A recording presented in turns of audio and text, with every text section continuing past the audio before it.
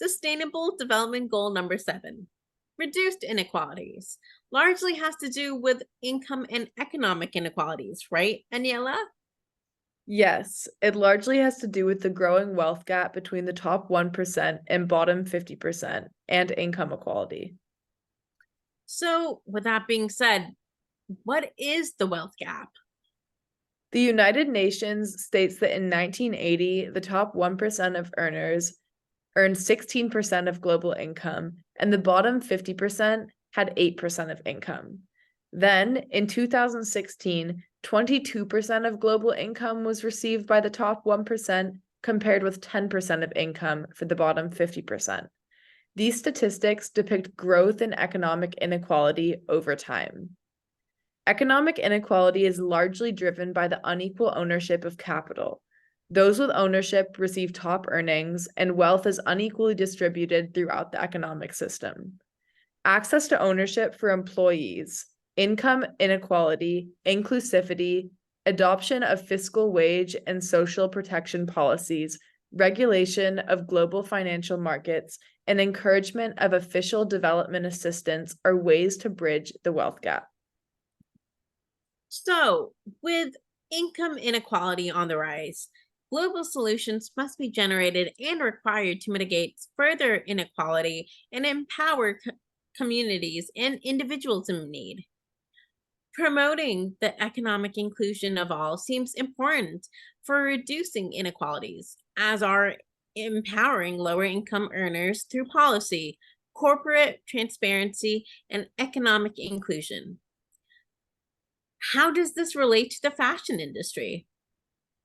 Ensuring the garment workers are paid living wages is a huge step the industry must take towards meeting this goal. Granting company employees ownership opportunities and opportunities to grow within the companies can serve as a means of empowerment and reduce inequality within corporate systems.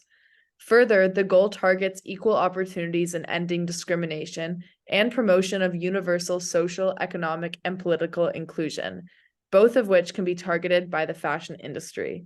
Did you know that the majority of our clothing here in the US is made overseas, primarily in countries such as China, Bangladesh, Vietnam, and India? And did you know that there are roughly 430 million people globally working in garment and textile production? Oh my God, that's a lot of people spread out over large distances. How does D-Sphere impact Goal 9? I mean, I understand one of its goals is to democratize fashion, but what does that mean? DSphere connects garment workers to customers to achieve transparency and accountability. With this, garment workers' voices can be heard and amplified. Living wages and equal treatment can be monitored and ensured by brands and individual customers. Connection to those who make our clothes ties us personally to our garments and people. We have an opportunity to become more aware of the products we are consuming, such as fashion, which, in my experience, makes me value both the garment, the work that went into making it, and the people behind the scenes much more. Without DSphere, I don't know the story of my clothes as personally. In the word DSphere, the D stands for digital fashion and a digital economy, and sphere symbolizes diversity and inclusion in a just and equitable sharing economy, a representation of the circular world. One of DSphere's goals is to democratize fashion, leveling the playing field for all to have access to fashion, creativity, connection, and co-creation for a more just and equitable fashion industry.